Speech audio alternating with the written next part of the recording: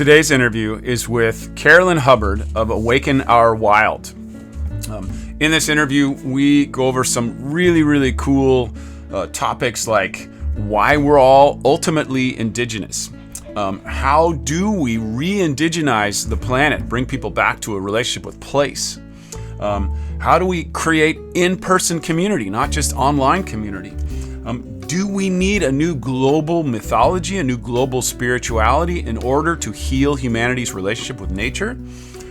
What is the role of your personal spiritual beliefs in your personal ecological stewardship, or lack thereof? And how do we rewild in a modern context?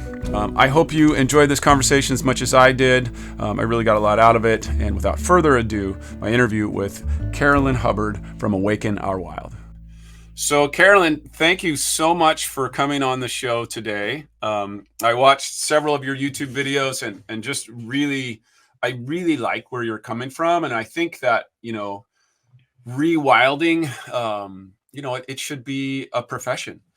In my opinion, that should be like, they should have college courses and degrees, and, we should just be pumping out rewilders around the planet. So the reason I reached out to talk to you was because I really felt like you're on the cutting edge of sort of hopefully this new movement of, people returning to the land, not like the way that they did in the 60s and the 70s, where they built weird hippie communes with weird leaders sometimes, but actually integrating the principles of going back to nature into a modern current context. So thanks for coming on. And I guess the first question that I have is, I'm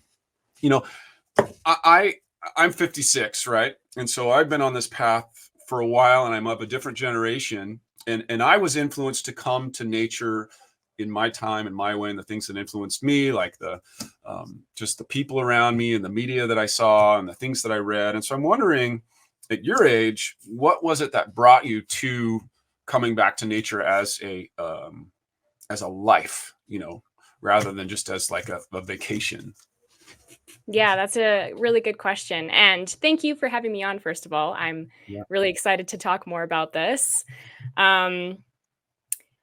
It's been a long journey as far as how old I am, right? I'm 28, and I feel like only in the last year has it really hit me that this is important for just society as a whole to get back into nature, to reconnect with nature. I've always loved nature. Like, I've always had an appreciation for the beauty of nature.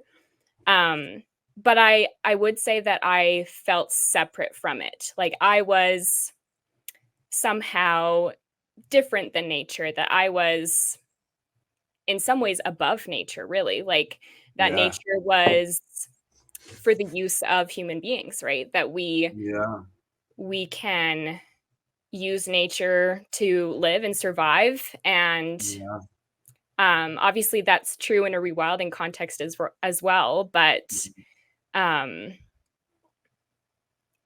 what extent are we going to use nature to our benefit before it starts to harm the planet as a whole, and consequently human beings as well?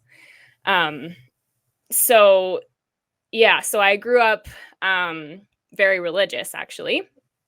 And in that religious context, like, humans have dominion over the earth. And I think that just within the religious context that I was brought up in, it just felt like humans were separate from nature. And I was always fascinated by, like, more indigenous cultures. Growing up in high school and in university, I loved learning about just the indigenous people of North America. I really enjoyed learning about the Blackfoot people who live here where I live in Alberta, Canada. And I just always kind of wondered, like, why do I feel so drawn to their way of life? Like, I'm not indigenous, is it cultural appropriation for me to want to live the way that they live, or that the way that they lived in the past? Why am I drawn to their spirituality? Like, all of these questions were surfacing, and it was just, yeah, I just thought, okay, well, that's their culture, that's their way of life, and I have my own cultural norms, and I just felt kind of separate from it. But then the more I explored my own thoughts and ideas about the world, the more I allowed myself to question the beliefs that I was brought up with. I realized, wait a minute, like, if you really take the time to learn about the history of humanity, we all lived this way at one point or another, you know? And that was kind of my aha moment where I was like, okay, I can choose to rewild and get back into this more natural way of being, I suppose, and not feel like I'm culturally appropriating necessarily, you know, because yeah, all of humanity at one point was living very much in connection with nature, and you know, their spirituality was very different from that of the spirituality or the religions that exist today. Right.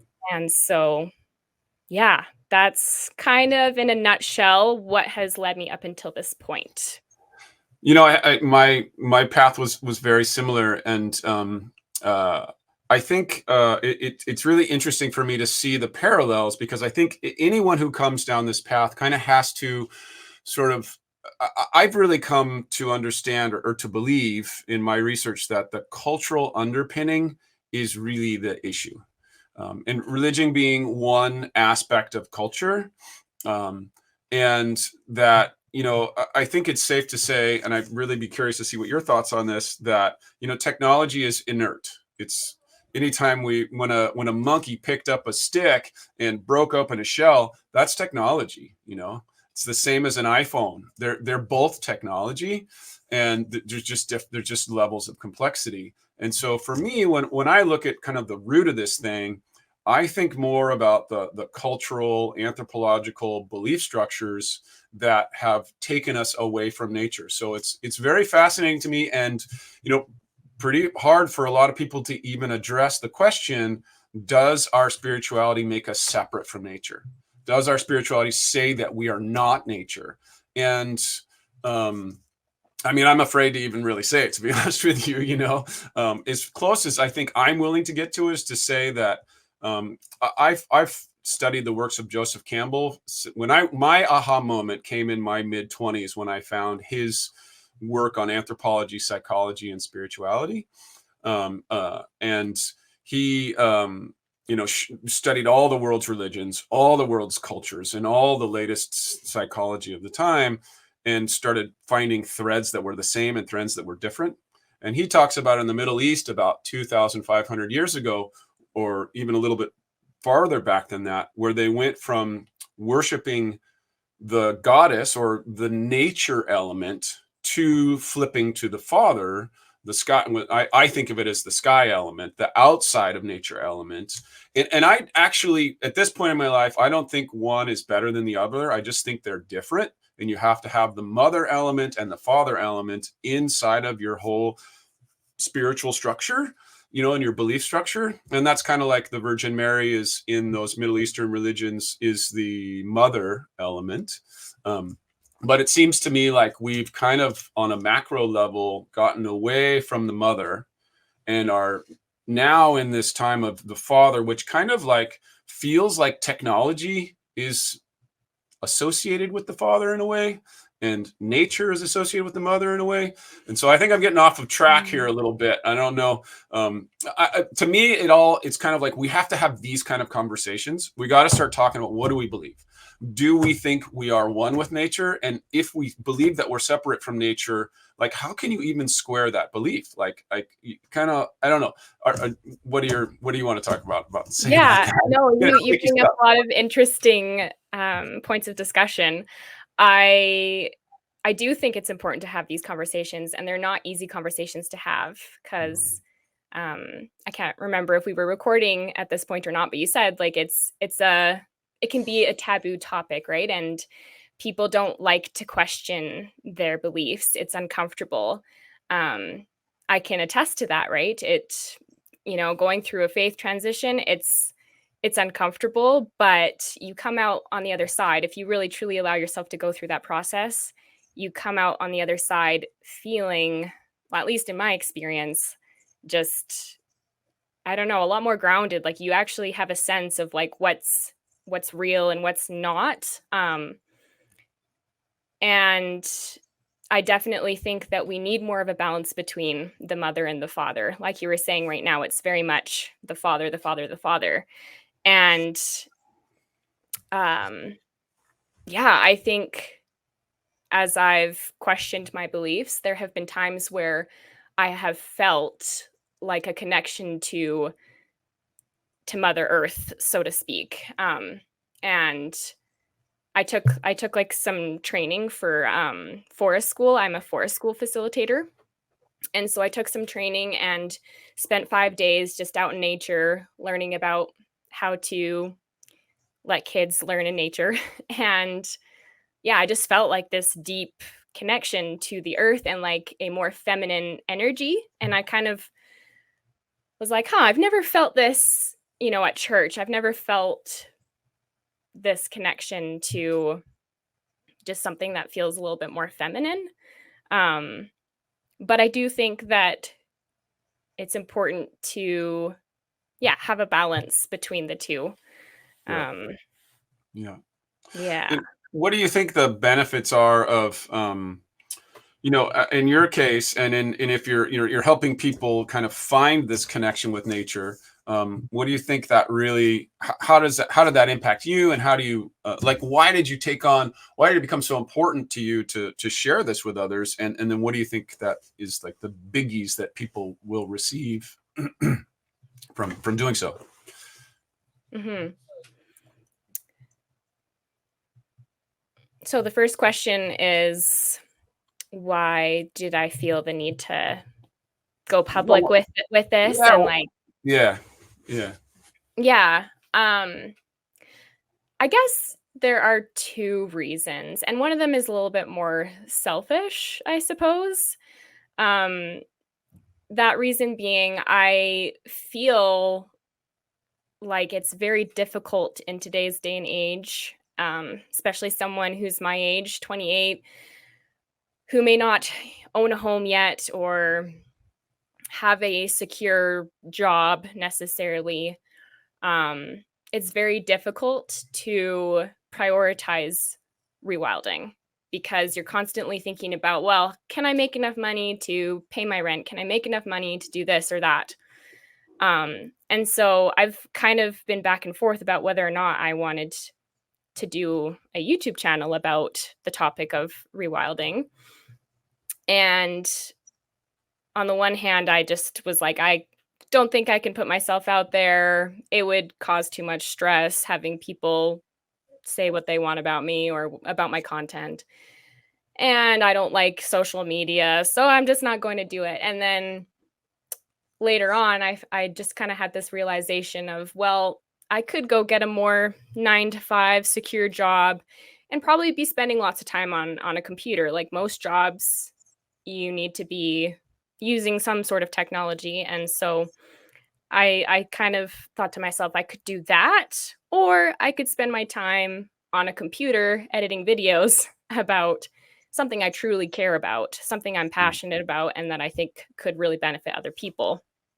And so I decided to just go for it and hopefully have it be something that could generate income so that I could obviously support my own life and that of my family, but also to kind of fuel that interest of rewilding and just kind of invest in it, really, like to have more resources to invest in that process of rewilding.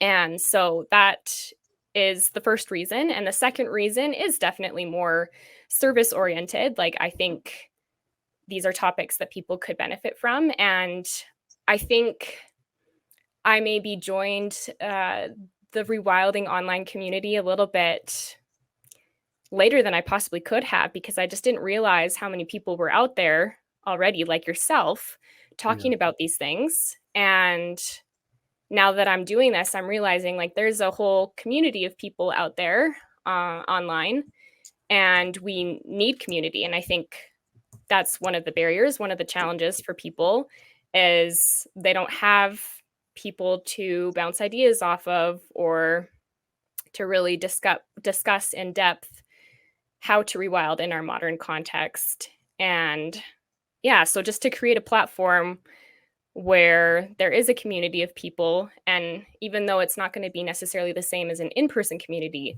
it's still going to be better than nothing. And that would be the second reason, is to just create a community of people who are supporting each other, and trying to just figure this out together. Because yeah, there's not a simple answer of how to rewild in this day of lots of technology and distraction.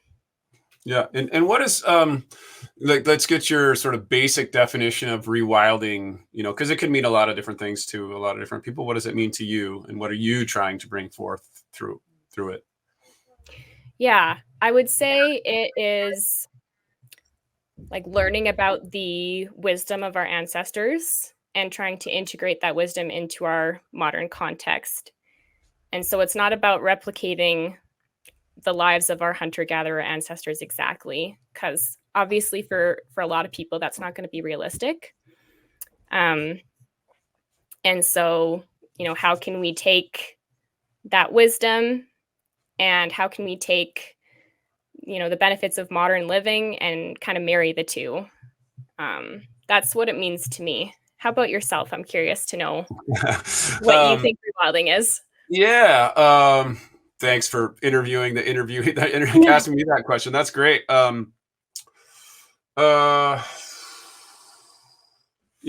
think we were talking about this off camera.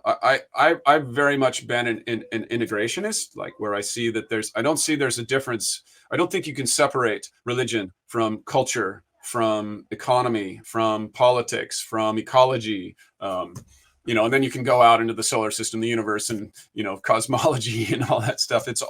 Everything's always affecting everything else. And so I, like you, very much resonated with the simple living off of the land. And my personal journey was, I tried to do that. I think in one of your videos, you were talking about that. I went and I took a 28-day course of living off the land, and got in my backpack and went around and I went through that, and I realized, like, I met some guys that were doing that, and I thought, I don't want to do this. I don't want to just live like I don't have technology. What's more interesting to me is how do we take, just like you said, those ancient wisdoms. I think we were talking about off camera, or maybe you're talking about on camera. We're all indigenous at some point, like my indigenous ancestors were in, England and Scandinavia and Germany. And then they were taken over by a different belief structure. The Christian evangelicals took over that culture and transformed it, which is fine. But that's where we were initially. And so for me, it's very interesting to see what are those older influences, not only in North America, but also in my own sort of genetic lineage, and then try to bring all of that wisdom. And then actually, like I said, I'm 56. I worked my buns off for the last 25 years to get a piece of land. And so now we have a piece of land. And then my other channel, I do construction and homesteading type stuff. So I'm trying to do that whole, like, so I do think there's a real, you have to have sort of a place-based, I believe in place-based living, I guess. I don't even know if that's a word, but I think through finding a place and making it, calling it our own, and then trying to enhance the networks of life within that place. And then at the same time, honoring the new scientific wisdom of, like, what is a sphere of the globe and how do we impact everything on the globe? So balancing those two things. And then connecting all the things, the anthropology, the ecology, the local society. So it's a super complex thing. And I often think about it in the way of, like, it's kind of like we're writing a movie, we're writing a script, we're trying to reinvent civilization.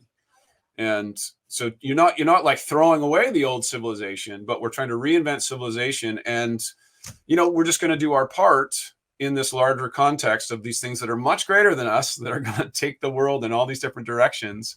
So that's my take on it, is like, how can we, I guess I want to say one thing, and I'm curious to get your take on this. Like, climate anxiety, ecological anxiety, the loss of biodiversity, that's huge in my world.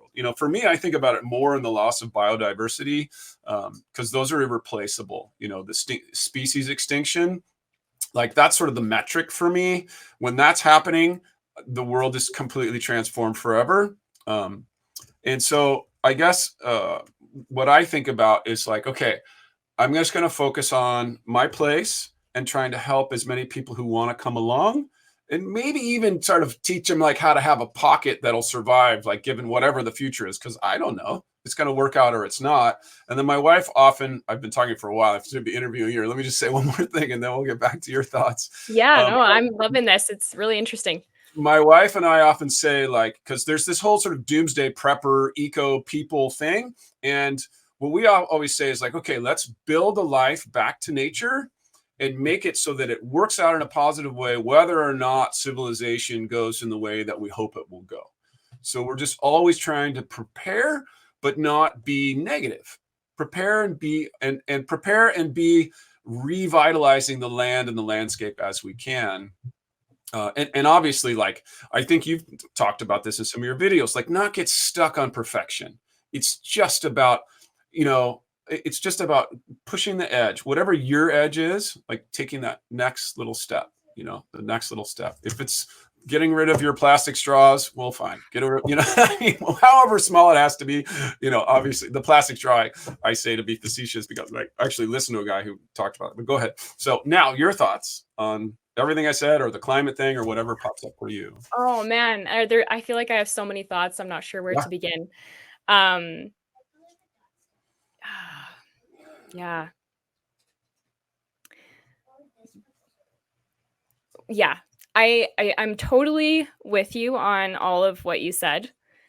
I think that place-based nature living, or however you want to define it, I think is really important. Because as each person in their specific location, as they learn about the land, if we have people doing that all over the world, then, like you say, there's going to be a higher chance of indigenize the planet, right? The planet will become indigenous again. Exactly. So if we have all of these different people all over the world doing that place-based living, nature living, then I think it can only benefit us and the planet as a whole. And to your comment about just climate anxiety and all of that, it's something I've been thinking about a lot lately, because I don't really have this belief anymore that, we can sit back and all will be taken care of because Jesus is going to come, for example. I don't have that belief anymore. And so I always felt this sense of responsibility, like we need to be taking care of the earth.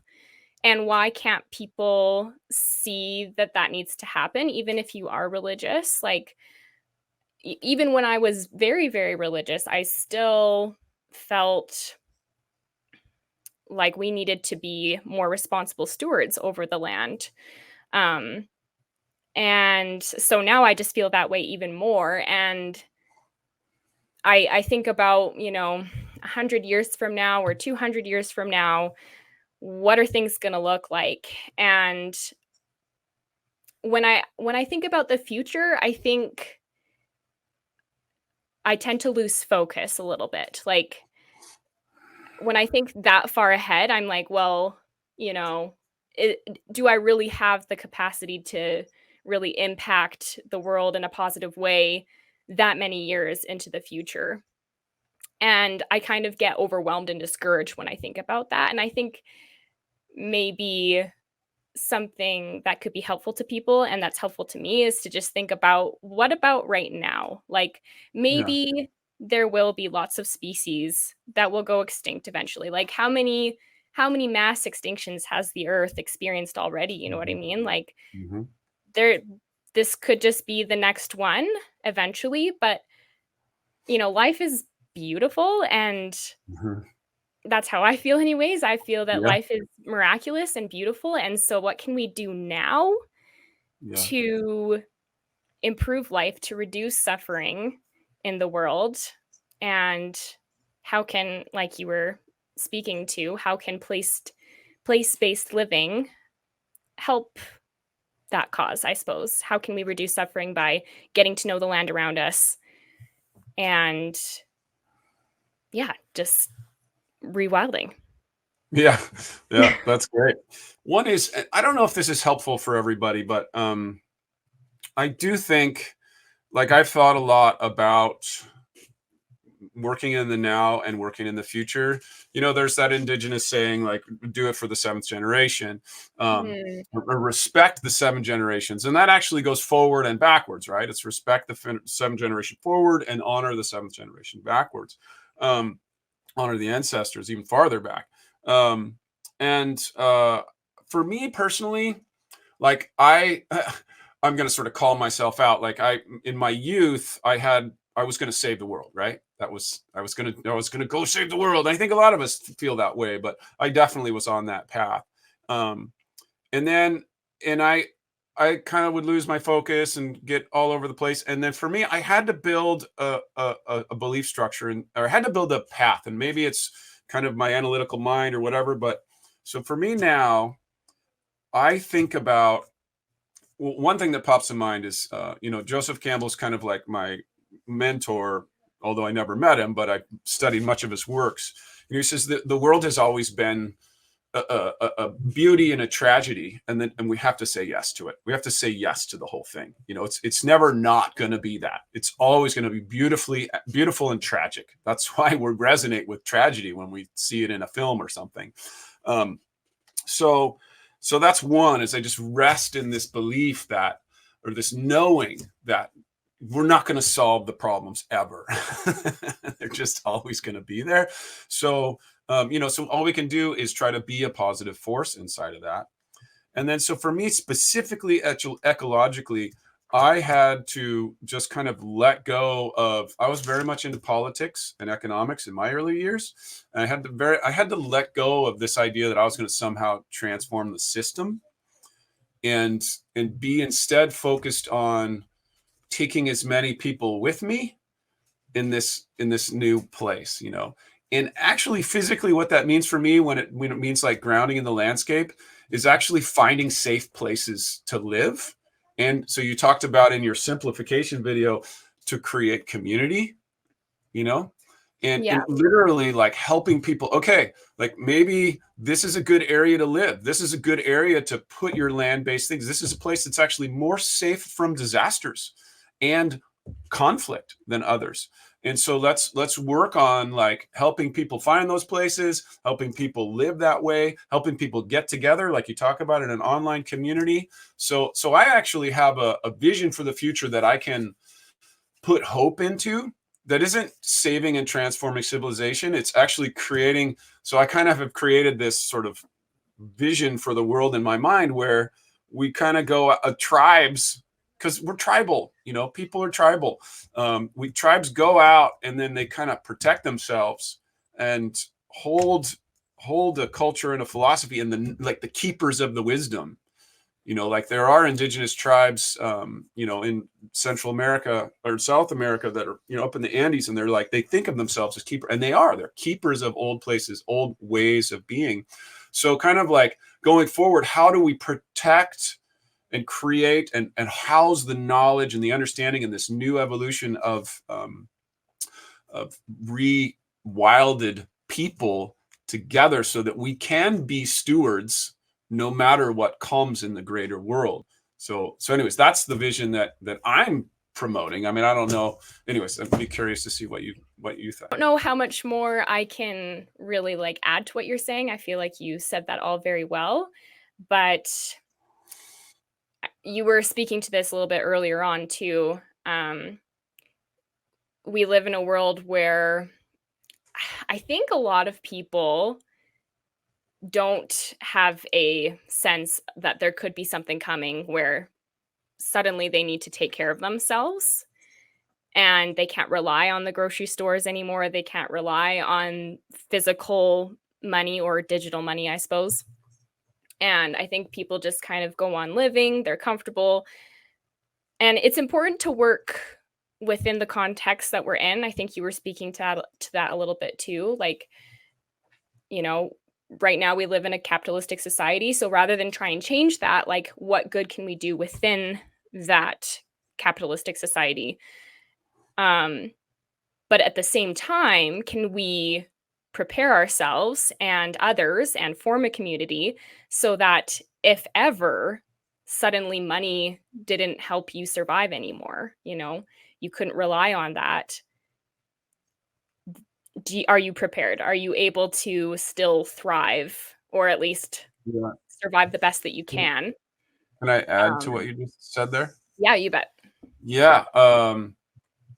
I think the beauty of what you just said is that when you do that, then you start creating the life that people crave, where you know your neighbors, where you have community gatherings, where you get stuff, where there is this larger sense of meaning and purpose within your smaller community. So it kind of like, it gives you the life that you want so that you don't have to disengage from society. You're like just building upon what's already there and creating something that's richer. Yeah, I really like how you said that. Absolutely. Yeah. And I found that for myself already it's only been since December since I started the channel, but just since starting the channel, I feel like I'm living more of a life that I want to live. And that's why I do these these podcast interviews, because it's creating the community, and It is through the community that's what we all really want, Yeah.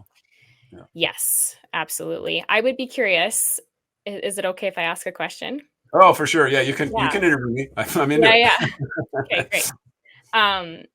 What are your thoughts on creating in-person community? Because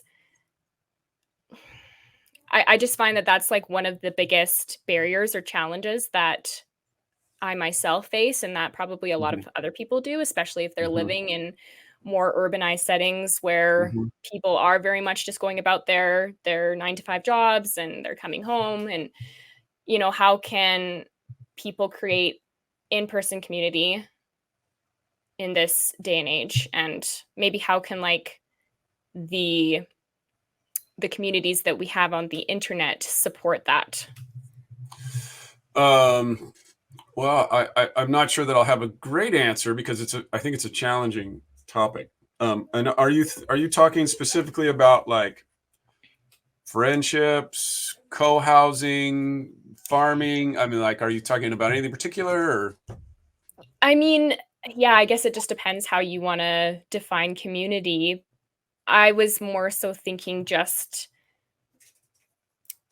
having people nearby that live close to you that you can rely on, and just I have a couple ideas. I got a couple ideas. So I think this is going to be so I about 25 years ago, I got really into men's work, and I joined a established men's group system, and then I started my own, and so I've been participating in men's groups of one form or another for the past 25 years. I currently have two. I have one that we meet on a weekly basis, and that's more business and problem oriented. And then I have one that I meet with on a monthly basis. It's kind of like a interfaith group where we have a Christian, a pagan, a Hindu, and like a New Age guy, and we all sort of hash out like how do we live in the world. And so I would say on one level, that's how I've done in-person community, is I've just tried to find people who were aligned on some part of the mission, You know, like some of the people that I found are aligned on the business part. The other people were aligned on more of the spiritual part. So that's how, in this disjointed world, how I've started to create community. Another thought that I had is, in my local area, one of my friends from my spiritual men's group, he was talking about how when he lived in Hollywood, I live in Northern California, and he used to live in Hollywood. He said that there was a group in Hollywood that would get together, and they had all these old citrus trees. And so people had them, and they weren't managing them because they had other lives, right? So it's a perfect example of everybody had other lives. They all had the citrus trees, and then they organized this harvesting party. And so they would all come together, they'd go to everybody's house, and then they'd do all the harvesting, have a whole community event, and then distribute all of the wonderful citrus to all the people that participated. So I think an in-person events like that, and I was thinking about that too. I'm like, oh, that's a project that's in my head that I have yet to take some. I have a little community. There's going to be some fruit trees. So simple stuff like that, like looking at your personal landscape and seeing what are the resources that are not being utilized. How can you blend resources with community activity? And so that would be another way to do that. And then the last thing I guess I want to say is a lot of people, and I'd be curious to like continue this conversation and to try to get other people in on this conversation. I see where your generation is at with having land, and I'm so sorry. You know what I mean? Like I feel really bad, like in my heart. Yeah. Let me finish the thought. I was your age. I was 25 and I was landless. And it seemed so overwhelming to me. And I knew that I needed a piece of land to be free, so I could do my rewilding work. And it was hard, and it took a long time, but it was so much more. I didn't know how accessible it was to me back then. I thought it was a mountain that I couldn't climb, So, Yeah. So it's two things I want to say. One thing is that there is a way you can make it happen. It was easier for me back then, but it's still, I still couldn't even imagine it. And it took everything that I had to believe in myself and to come up with creative solutions. I think it's why the off-grid movement has taken off so big, because it's so much cheaper to go get a piece of land and build yourself a cabin than to try to get into the system, Yeah. So I think the what I was started to say before I really tapped into that pain, because I do feel like there is something happening right now that's irresponsible from the older generation to the younger generation on a macro scale. Like the inflation in the stock, the shareholder economy is robbing wealth from younger generations, and that's not right. It shouldn't happen, and I don't know how to actually change that. But the other thing I was going to say, a lot of people really want to get on land together. And I've seen that in my area in Northern California. I've seen a lot of broken dreams in that world. So I would say if anybody's watching this, they're considering getting land with 3 of their buddies or whatever, or 7 people or whatever it is, it's very, very challenging. And it takes a level of, it's almost like you have to go okay, I'm going to get married to my husband or my wife. Now I'm going to get married to these people. And often it doesn't work out, So I chose the model of I'm going to get the land personally. And then I'm going to be basically the chief of my little fiefdom, and I'm going to be an honorable person, and I'm going to rent out space to others who want to come and live this lifestyle. So that's the model that I chose, because I saw too many people trying to go the other route. And it's just they do it for 5 years, and then there's usually a bad breakup and it doesn't work out. And then they go back to living in the city. So I don't know if that's the right advice. I'd like there to be a more community-oriented one, and I'm totally bring it on. Let's have people. Let's talk to people who know how to do that. And there are people who are doing it successfully, but it's an incredible amount of work, And I think there's ways. I definitely think there's a way to do it. You just have to structure it really, really intentionally from the beginning. It's kind of like building a nation. You're building a set of bylaws that have to be fair. They have to be just. They have to have a way to resolve conflict. and I think we need to do that. But that's a deeper conversation. It's beyond my expertise. It's really interesting to consider why we struggle building those kinds of communities. Because it's one thing to have a group of people that you meet with weekly to talk with about whatever it is that you need to talk about, and to just have that emotional support.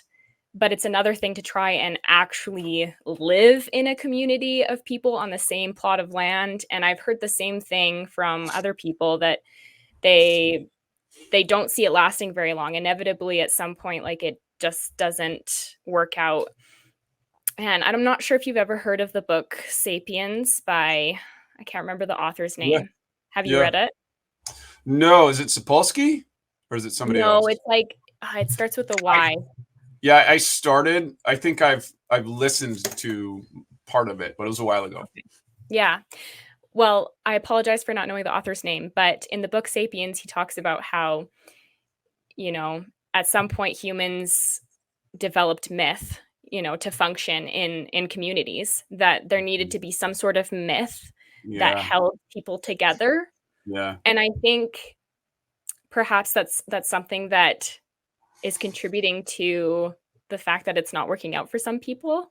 Yeah. It's just I don't know, we're kind of in an interesting day and age where people are deconstructing from religion, but then there are obviously still people who are very religious. And so we've just got so many different worldviews out there. And if you have a group of people who come from all sorts of different backgrounds and worldviews, there just might not be enough of a shared myth. But like you were saying, even things like bylaws, things of that nature, all of those things are myth, right? They don't exist in the physical, tangible form.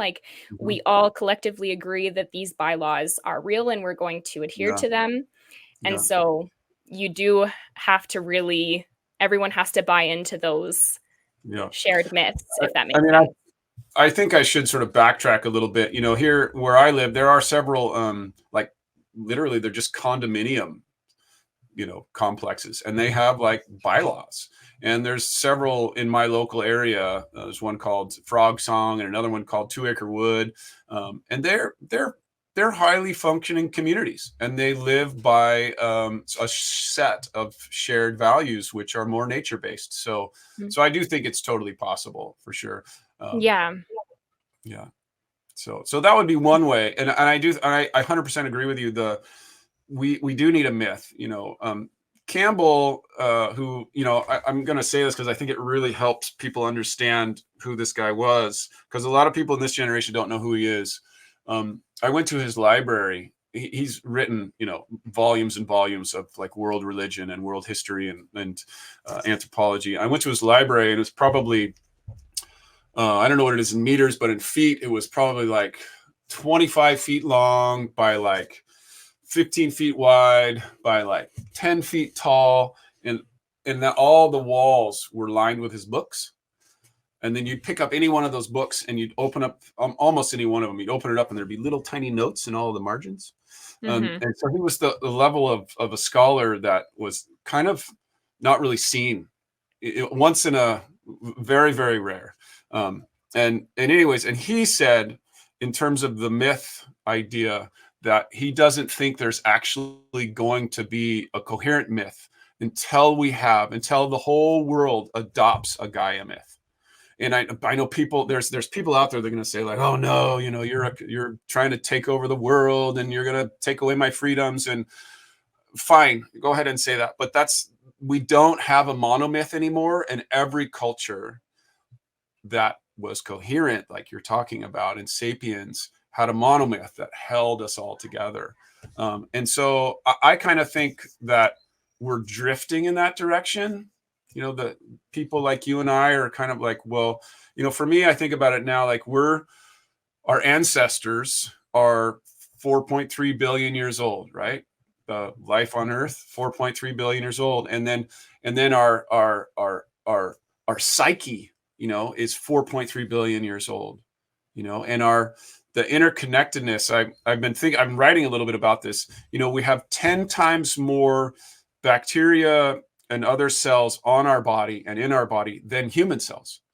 So we're 10 times more ecosystem than we are individual, and then not to mention the plants and the animals and like all of the other things that we rely upon. So to me, it's like, if you apply your mindset and you really think through these things, you're going to come to the conclusion, if you get out of your ideology, that we are one with the earth, we are completely interdependent, and that saying that a butterfly flaps its wings in the Amazon and affects us around the world is absolutely scientifically true, which makes it mythically true.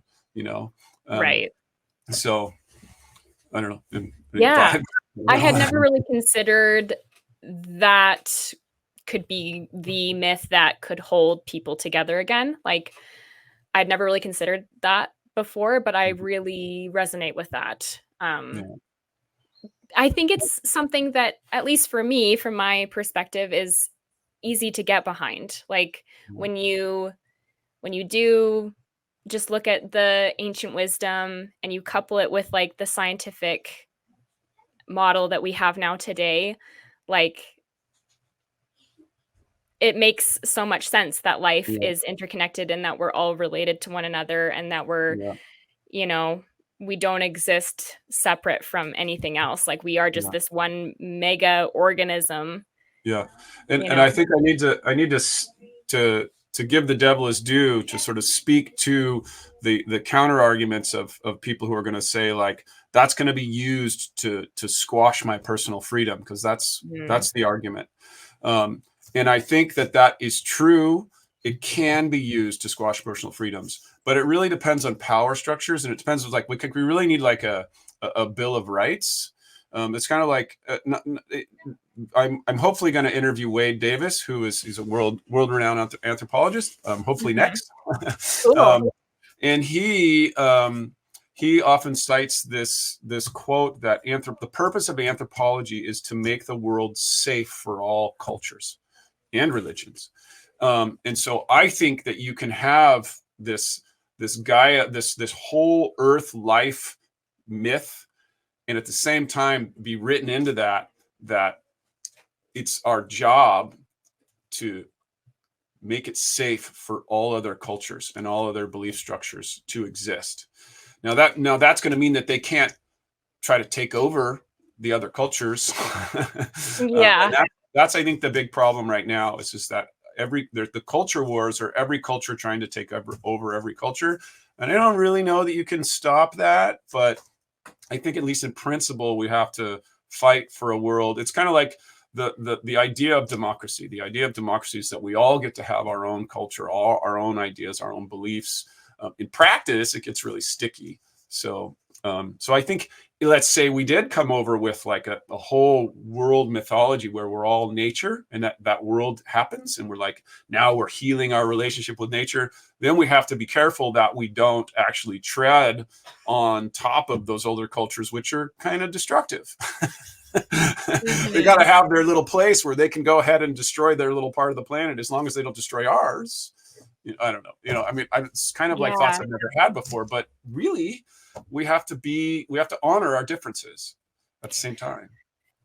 Yeah, absolutely. And I don't know that I have any real great ideas as to how to accomplish that, because that sounds very difficult. Especially nowadays, like, people are there's just a lot of polarized beliefs nowadays and opinions, and like, I'm not sure how to accomplish that, but it sounds really nice. It sounds nice to, have all of these cultures still exist within this larger myth that, like, we all belong to nature. We are nature. That sounds really nice. Well, I mean, I think the first step is, at least for, people like you and me, to just say, like, hey, why don't we try to do this? Because I don't really hear other people talking about that. Like, let's try to do that. Let's try to honor one another, and and then honor that we are all nature. see if we can do Right. that. Yeah. And then Respect we'll work each out the other's details. differences. Yeah. Yeah. Respect each other's differences Yeah. and just all the different beliefs, but also get back to nature. And I Yeah. think that's totally feasible. Yeah. Yeah, for Um, sure. no matter what your background is, no matter where you live in the world, I think it's still possible. Yeah. Yeah. Um, I made a couple of notes of some of your stuff that I was watching. Yeah. So we've gotten on to, um, so I think it would be really good. So for the people who are watching, I'm wondering what type of person is watching this, like, because if they're still watching, they must be interested in all of the bigger questions. Um, so you said in one of your videos that we kind of lack mentors in today's day and age, and I think that's really true. And I don't know if why don't you just explain kind of what you mean by that, and if you see a way that we could sort of start moving back into that model, or what your thoughts are about that. So I think about how our ancestors used to live, or just indigenous groups around the world, how they still live. And I see that they have a really thriving community. Like, they have elders that they rely upon for knowledge.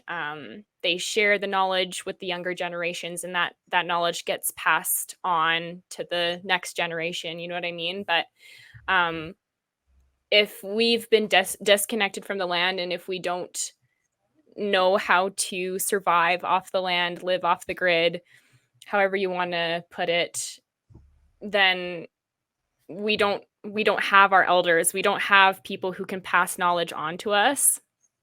And so it kind of becomes our responsibility to try and learn that knowledge. And that can be really challenging without those mentors, without those elders that can, yeah, just pass on their knowledge to us. Yeah. And yeah, that's what I mean by that. And I think that the knowledge is there. It's just, okay, how do I Yeah. access that knowledge? Yeah. Who knows, who possesses that knowledge? Where are they? Where can I find them?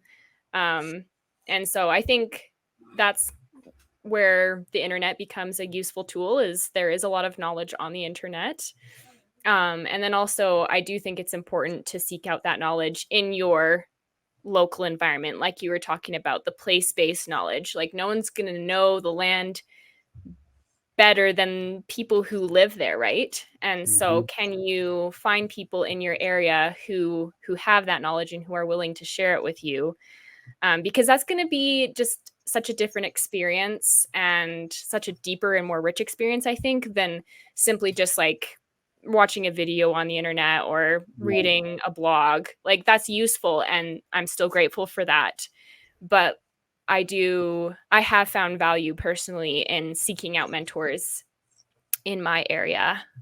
Yeah. I think that in today's day and age, we need to find several mentors for different things, because we Mhm. don't have typically we're not in a scenario where we have an elder who possesses all of the knowledge of the land. There are people with their specific niches, people who know about plants, people who know about primitive skills, for example, people like yourself who know about how to build a more eco-friendly home. Um, and so I think we need different mentors for different things. That's what I wanted to say. Cool. Awesome. In your simplicity video, I really liked the telling the story of the fox and the bear. That was really good. Oh, Um, thank you. yeah, no, it's very powerful. Yeah, Um, it's a good story.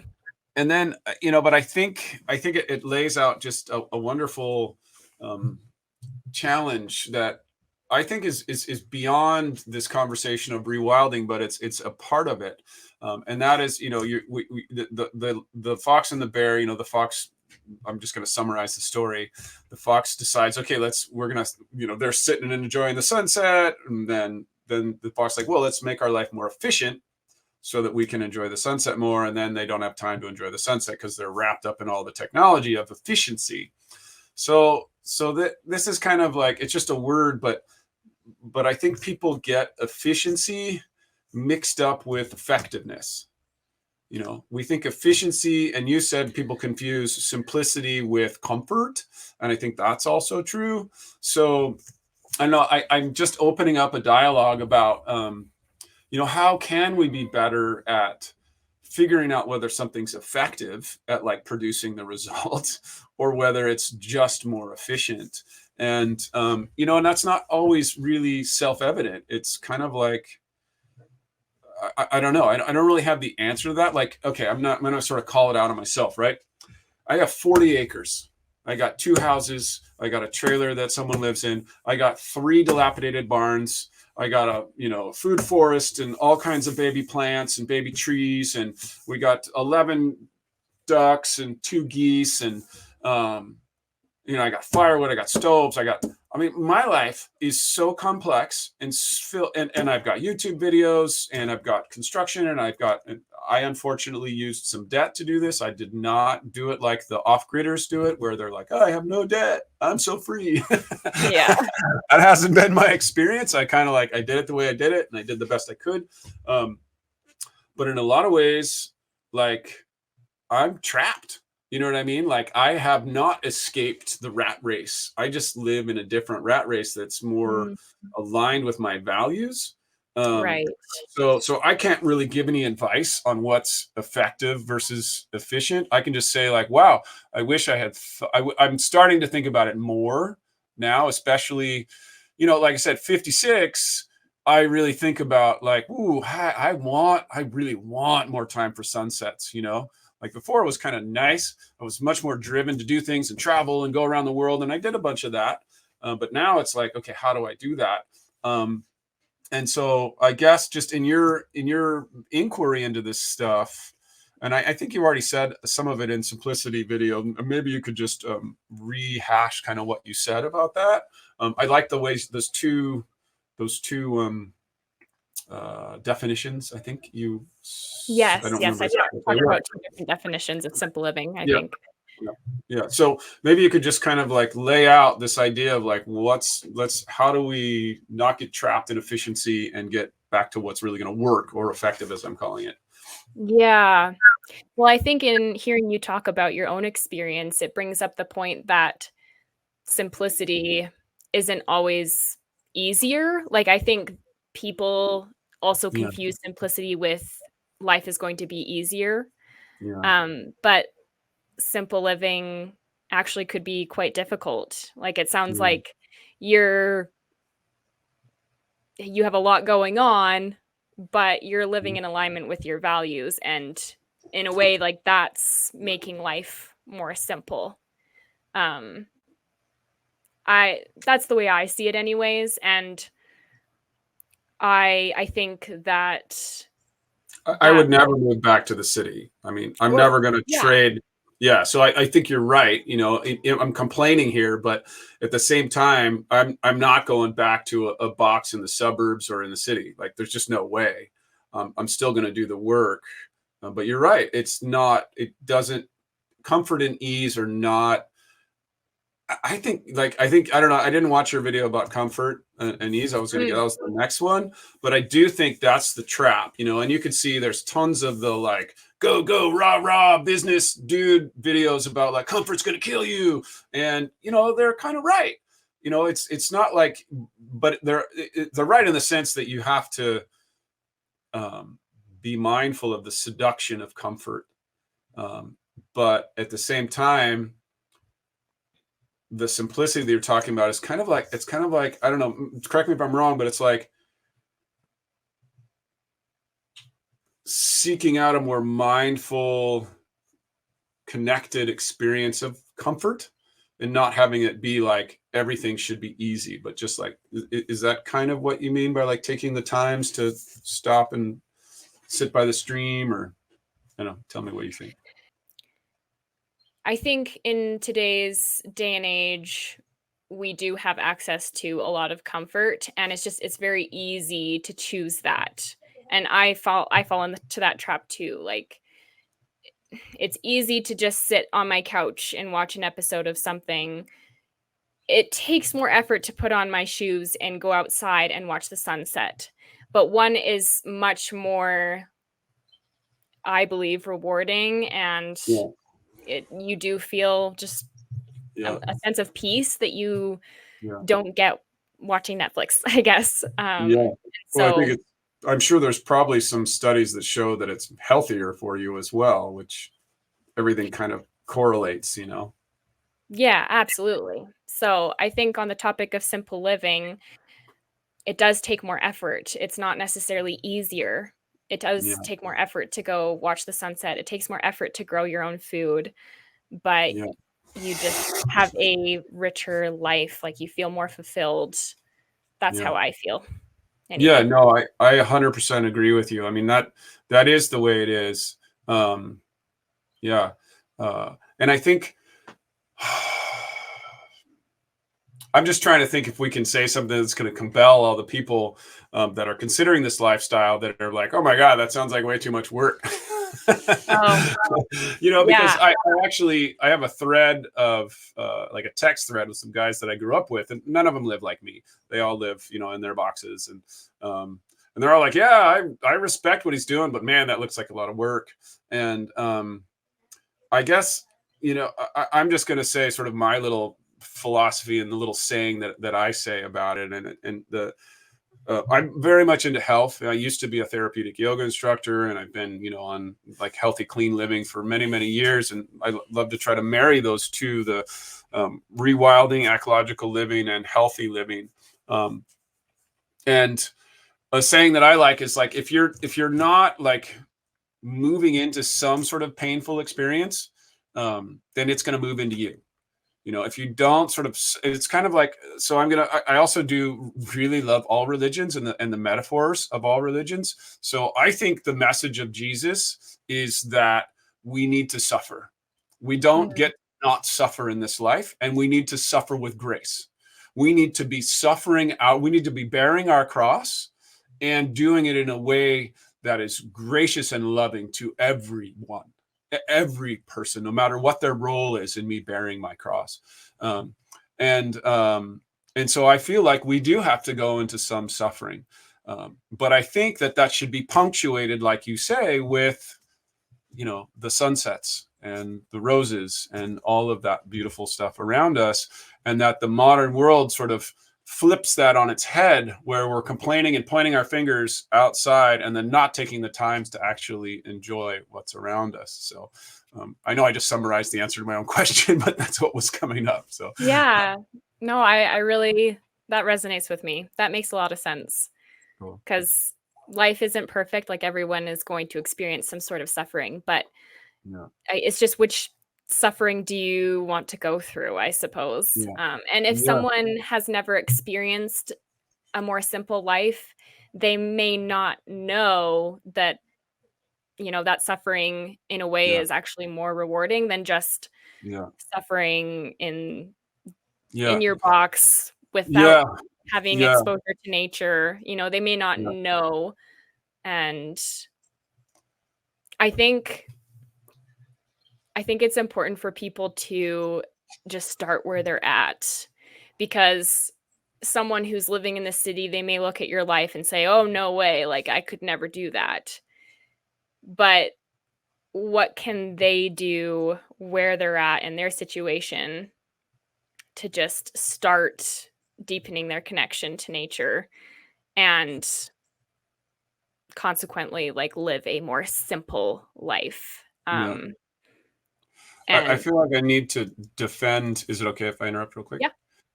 I feel like I need to also point out that, I talked about the hard parts of it, but, like yesterday, we have adolescent geese and ducks, and they're in our living room in a little box, and we take them out every morning until we reintroduce them to the rest of the flock. And we take them out and we walk them over, and that's work.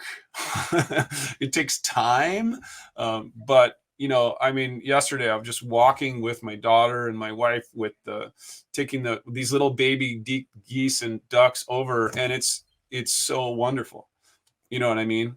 Like, it's the little moments of being integrated in our landscape make the work totally worth it. You know, every morning I get out and I go out and I look out, and we have this kind of little canyon that we live in, and I look out in this canyon and I'm blown away. You know, we've been here on this particular property for 4 years, and I'm still blown away every time. And so it makes the suffering and the pain worth it. Yeah. And then I guess the last thing that I would say about, you know, I think in order to take on this rewilding and this simplifying life, like, it has to be a choice. Like, obviously it's got to be a choice, but when you're like fully going, I choose this, then the suffering part of it is part of that choice, and isn't. It's, I guess, I think you've said it in some of your other videos, and I felt very much the same way. In the big world, in the boxes with the stores and the stuff and their medicine and their ideas of how to, it's them who are doing it, and you're participating in their system. And there's no like, I choose this. And so the more that, so that I think is probably one of the biggest things that draws me to this lifestyle is the more I'm like, okay, I just grew some mushrooms out on my mushroom logs, and I grew some lion's mane, which is really good for my brain, so I don't have to go to the pharmaceutical company. Like, all of that, like, I choose this. I feel more free from what they're telling me to do. And then the suffering isn't really suffering. it's just stuff I got to get done. It's just hard work. It's hard work. Yeah, it's hard work. That's different. It's not suffering. It's hard work. But the work is something that I'm choosing to do. And I'm not like forced to do it because the system demands that I do it. And, you know, and there, I think that's one of the reasons probably I'm most drawn to this lifestyle.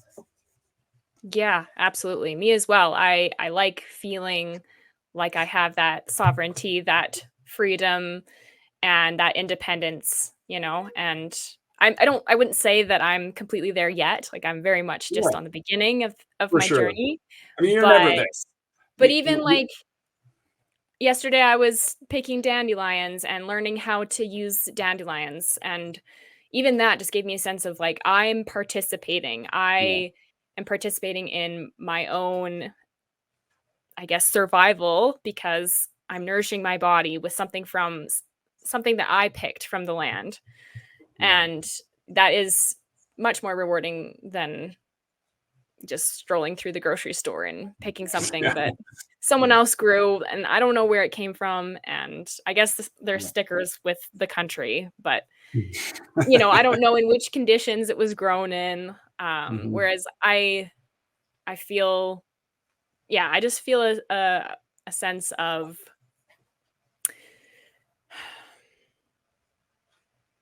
accomplishment. I feel rewarded. Yeah. Cool. Well, I think we've covered a lot of ground here. I think if we want to talk more, we should probably do it in another episode. Yeah. That sounds good. There's lots to talk about. Yeah. So thanks so much for coming and talking to me today. Do you want to just shout out your channel name, and you know, is your primary thing just going to be making videos now? Or are you thinking about moving into like mentoring and coaching or classes or events or anything like that? Good question. So my YouTube channel is called Awaken Our Wild. And as of right now, I'm just focusing on YouTube. But as the platform grows, I am definitely interested in seeing where I could take it as far as just building a larger community. I don't feel like that's the thing, is I don't feel like I have any real expertise on any one subject. I more just want to like invite people along on this journey that I'm on, and just share with each other along the way. And so as I develop more expertise, or, you know, just learn more, I would love to do more classes, things of that nature. But as of right now, I'm just sticking with the YouTube channel. And I would just say, as an outside observer, that you already have plenty to teach. There's a lot of people that are coming up into where you've come. So I would just be a vote for like, just go, whatever resonates with you, just go teach it. You'll be great at it. Thanks for watching. If you enjoyed the show, the best way to support it is to leave a comment, just like and subscribe on whatever platform you watched it on. If you're interested or needing coaching or mentoring in your life or your business, I offer coaching in a few specific realms, specifically for people who care about the environment. One, in terms of purpose and spirituality, and sort of the broader context of why you're doing what you're doing, and finding meaning in that. Two, in just your basic relationships within your family or within your business, even intimate relationships with your partner.